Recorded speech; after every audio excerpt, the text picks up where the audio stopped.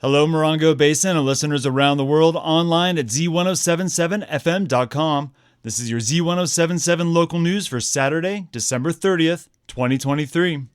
Z107.7 is broadcasting to you from Joshua Tree, located more or less right in the middle of the Morongo Basin, which itself is a roughly defined valley stretching from 29 Palms and the Marine Corps Air Ground Combat Center westward through Yucca Valley and including the unincorporated areas of Wonder Valley, Pioneer Town and Rimrock, Landers, Morongo Valley, Yucca Mesa, Desert Heights, Johnson Valley, Homestead Valley, Flamingo Heights, and of course, Joshua Tree. Despite all these specificities, there's one broader term that almost everyone can use to describe our little part of the Mojave, and that's the high desert. First-time visitors to the high desert may be surprised by the varied weather our elevation brings, and the surrounding mountains and hills provide a unique backdrop to our famous charismatic native plants and animals. So, if the high in high desert means higher in elevation, you'd naturally think of spelling it H-I-G-H.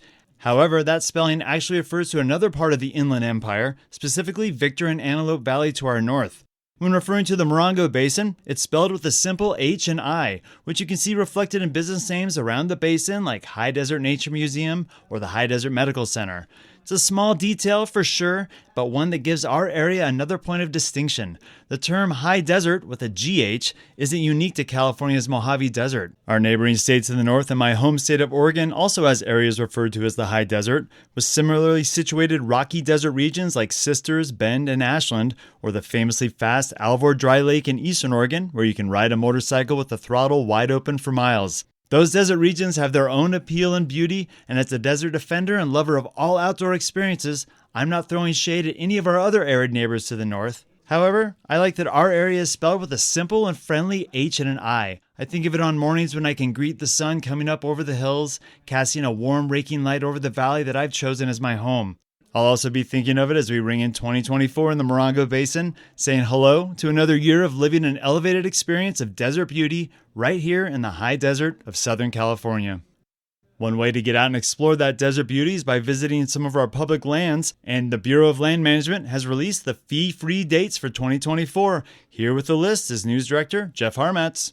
BLM's fee-free days are a great way to get out and visit our surrounding public lands, experiencing areas that you may not have previously visited when it cost a little cash. On these days, fees are waived at day-use areas on BLM lands, including visitor centers, picnic spots, and national conservation lands. In 2024, fees will be waived in just a few weeks on January 15th for Martin Luther King Jr.'s birthday, June 19th for Juneteenth National Independence Day, July 16th for the Bureau of Land Management's birthday, September 28th for National Public Lands Day, and November 11th for Veterans Day. For this list, along with links to the public lands that surround us here in the high desert, visit this story on Z107.7fm.com. Reporting for Z107.7, this is Jeff Harmatz. The Joshua Tree event space First World is holding a fundraising event to help the unhoused here in the Morongo Basin.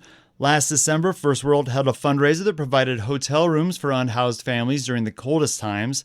And this year, after consulting with MUSD Community Outreach Coordinator Wayne Hamilton, First World is collecting donations to give shoes to those in need this winter. Starting today and continuing the next 2 Saturdays, there'll be donation boxes around the Morongo Basin collecting new or gently used shoes for kids between ages 6 and 18 years old. You can find boxes at First World, Soul Connection, Frontier Cafe, Harrison House, The Des, Sky High Pie, and Cliffhanger Guides. There'll also be a link on the boxes and at this story on our website where you can donate cash to the fundraiser, which will go toward purchasing new shoes with vouchers donated by marshals. You can find links to the fundraiser locations and more information at this story on our website, Z107.7fm.com. The town of Yucca Valley youth basketball season will have its opening tip-off with the first game scheduled for January 6th. Promising an exciting start to the season, they've also released the rest of the game schedules for the youth basketball program. They'll be using quickscores.com, which will include program updates and live scores. You can find a link to the Basketball Score Hub along with other upcoming recreational programs and events organized by the Town of Yucca Valley Recreation Department. That's at this story at, you guessed it, Z107.7fm.com. As we approach the new year, Theater 29 will be seeking actor-singers for the Broadway epic musical Man of La Mancha. Arts and entertainment reporter Charlie Thomas rides in with all the windmill dodging details.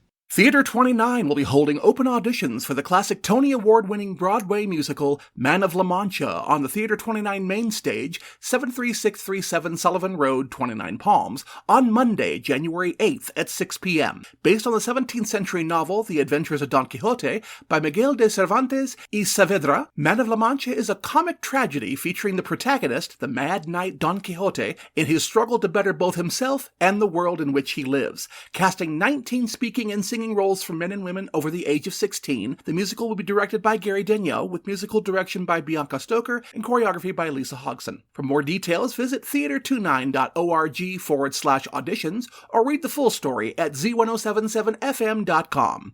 Reporting for Z107.7, this is arts and entertainment reporter Charlie Thomas.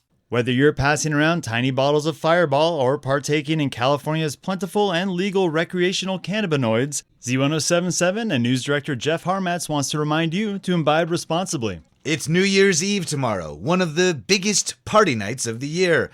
And though partying isn't synonymous with substances, a lot of people are keen to drink champagne and indulge in other vices. After a 2023 filled with numerous auto collisions, and with the high desert's main highways more crowded than ever with locals and tourists, our entire staff and I urge you to celebrate the holiday and enjoy the long weekend responsibly. If you're planning to have a few of whatever you like to have a few of, make sure that you do so at home or with an escape plan.